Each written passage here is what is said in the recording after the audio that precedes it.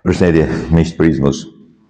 Sigurisht në këtë pjesë kuratorët janë kujdesur që të ketë një sasi të mirë të veprave të ashtu quajtura të realizmit socialist që kanë të bëjnë, keni parasysh fotoplakatet punës, të ndërtimit, ato që merrnin përsipër demonstronin punën që bash.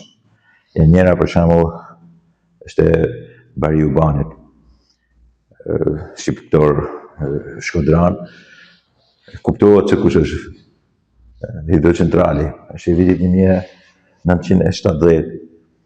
Shikoni detajet.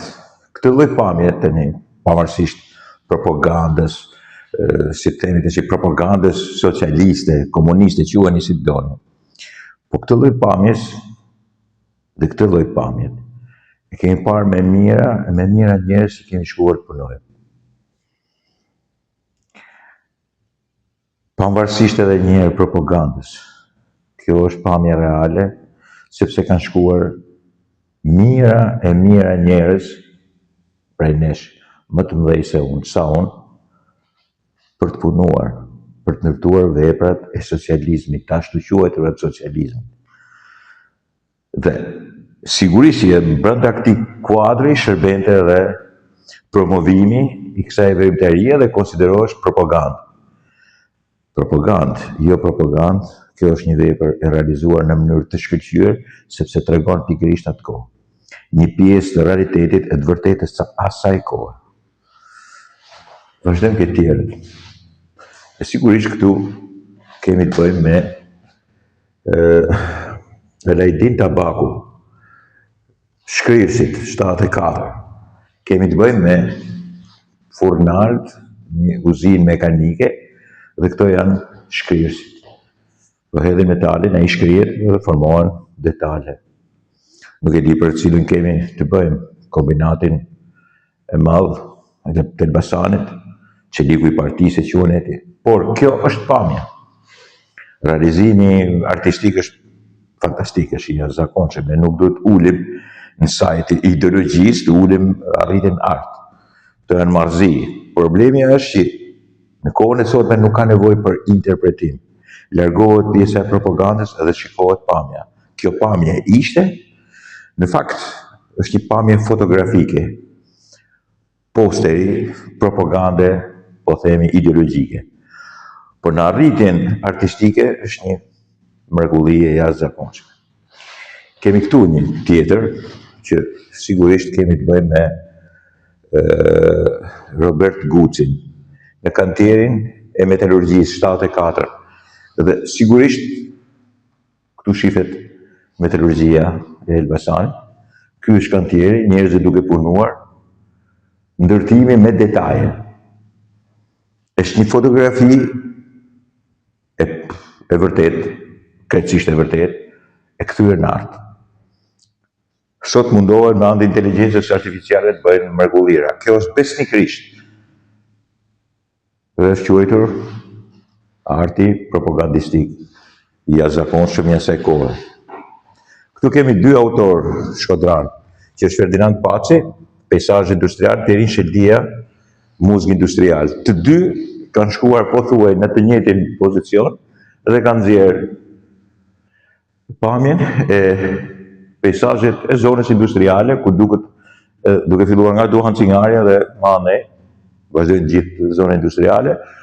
Në sfond është sigurisht edhe këtu është Kalaja Shkodrës, këtu është Taraboshi, këtu janë fushat.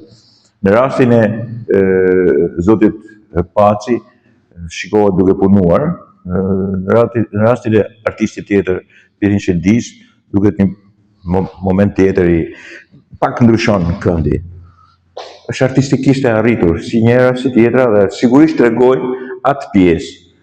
Normalisht që ishte për në atë kohë, që duhesh përmendur patjetër, dhe duhesh vendosur, ishte punë që duhesh mërritur, por që në fakt ishte pjesë e realitetit. Dhe këtu kemi një vepër,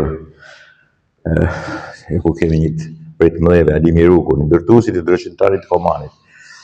Do të heq syzet për të lexuar, për të mos bërë gabim në titullin e veprës, se vepra dihet që është Ademir Rukut edhe shikoni çfarë vepret është, çfarë kryvepret artistikisht e arritur është. Pjesët e posterave të realizmit socialist në artin e asaj kohe, shumë kush mund t'i ketë kritikuar, por ato janë vepra madhore të asaj kohe të papërsëritshme më. Të papërsëritshme më. Nuk mund të përsërisësh këtë lloj pune. Shikoni çfarë impresioni dhe ekspresioni njëkohësisht kanë fytyrat e këtyre njerëzve që kanë punuar. Dhe realisht kanë punuar të shkretet. Është shfrytzuar dhe puna e tyre pa marrë hakun e punës. Është një vepër fantastike e Ademir Rukut. Fantastike.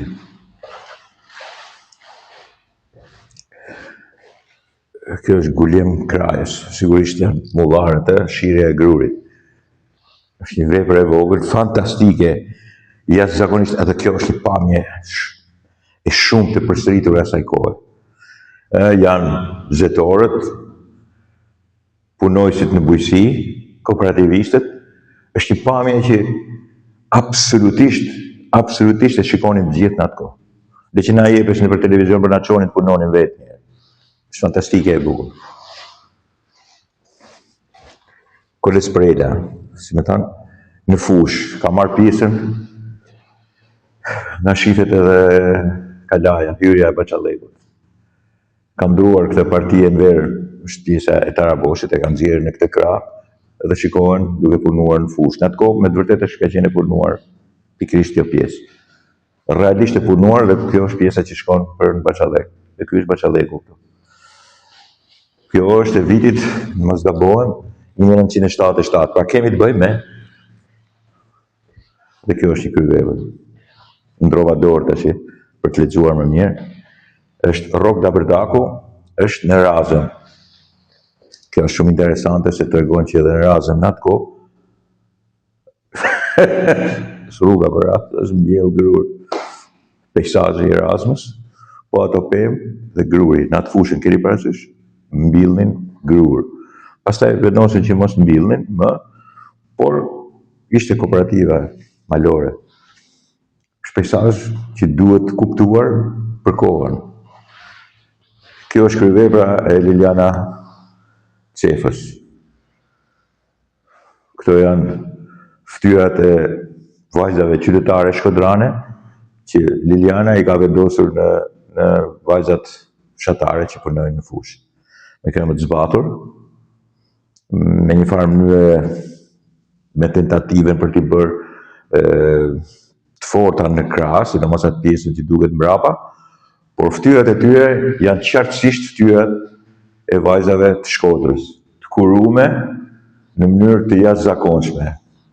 Liliana këtu ka kryer një nga ato aktet sublime të transfigurimit të realizmit socialist, sepse sigurisht ato vajza që kanë punuar në fushë në atë kohë nuk mund ta kishin fytyrën kaq të kuruar edhe kaq, nuk e kam fjalën kaq të bukur, që sigurisht ka vajza të bukura edhe në fshat edhe në qytet, po kaq të kuruar nga ana po them estetike, sepse i diqte dielli, i shkatronte fusha, këtë du ta pranojmë si fakt.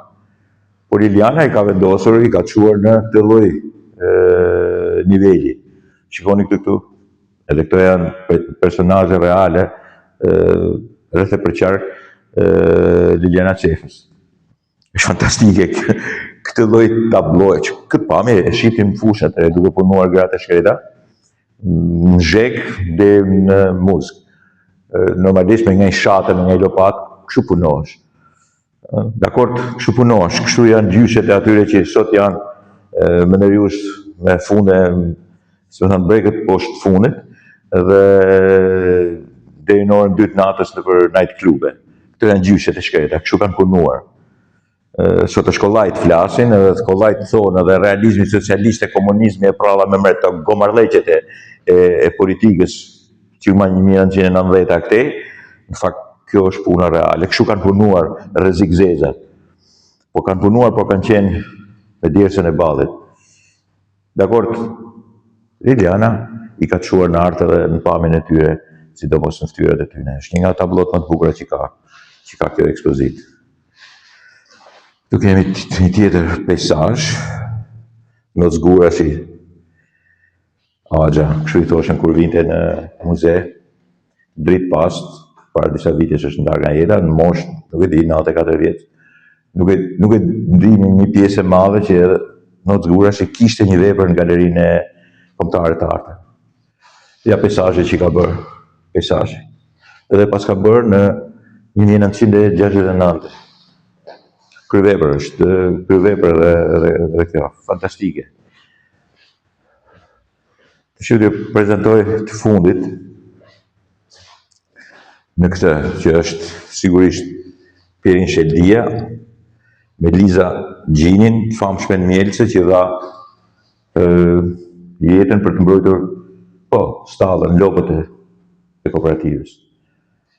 Vuri jetën në rrezik, si çfarë ftyre, çfarë impresioni dhe ekspresioni, përsërisë edhe një herë.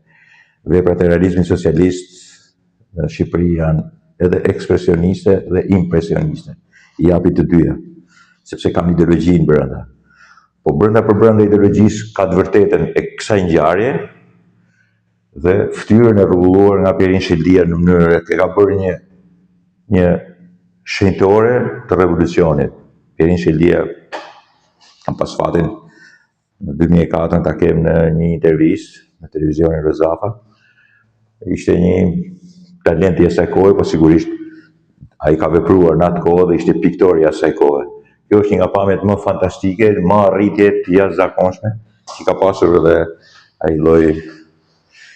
Në këtë pavion këtu kemi pikërisht këto, po e shikoj edhe herë këto vepra, të cilët janë veprat e ashtu quajtura të thella të realizmit socialist, por që kanë rëndësinë e tyre që ekzistojnë, duhet të them faleminderit atyre që i kanë lënë dhe që ekzistojnë këtu në galerinë e arteve kombëtare, po ekzistojnë ka të disa vepra, jo disa vepra, por ka shumë vepra edhe në galerinë tonë, në fondin e galerisë tonë. Dakord, ishte mirë.